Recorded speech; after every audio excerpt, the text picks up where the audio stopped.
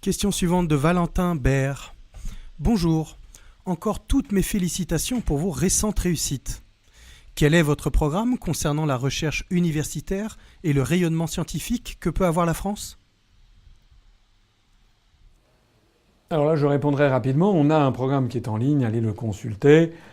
Sur ces questions en matière de recherche universitaire, plusieurs choses à dire. Il faut absolument donner un peu plus d'argent, ça c'est indispensable.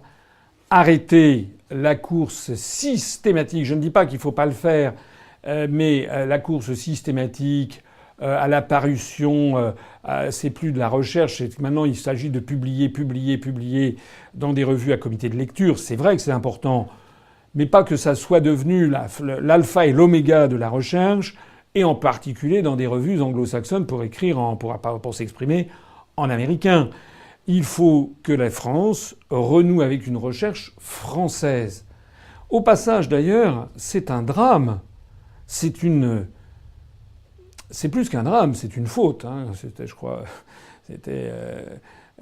C'est plus qu'un drame, c'est une faute que de vouloir uniformiser au niveau planétaire la recherche dans une seule et même langue. Les langues véhiculent un façonnage de l'esprit humain, une vision du monde, une conception du monde. Et donc, imaginons que demain tous les chercheurs mondiaux parlent l'américain, ce serait une fantastique et tragique atrophie de l'esprit et de la recherche humaine. Au contraire, plus il y aura de chercheurs chinois qui chercheront en chinois, des chercheurs français qui chercheront en français, des Russes en russe, des Japonais en japonais, des Arabes en arabe, des Indiens en hindi ou en telugu ou en kannada, etc., ou en tamoul, dans ces langues du sous-continent indien, des chercheurs espagnols en espagnol, des Brésiliens en portugais, etc., etc., et plus l'esprit humain pourra faire des découvertes. Voilà. Donc moi, je suis très cohérent avec tout, je pense, avec tout mon programme. Assurer une plus grande liberté de recherche aux chercheurs. Arrêter de diminuer constamment les travaux de recherche fondamentale et les crédits qui vont avec.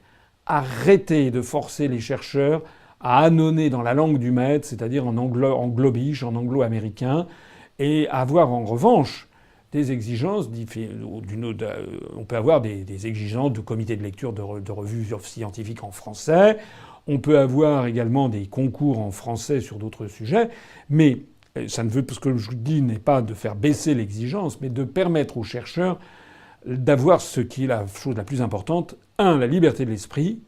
2, l'argent pour le faire. 3, la possibilité de raisonner et de réfléchir dans sa langue maternelle.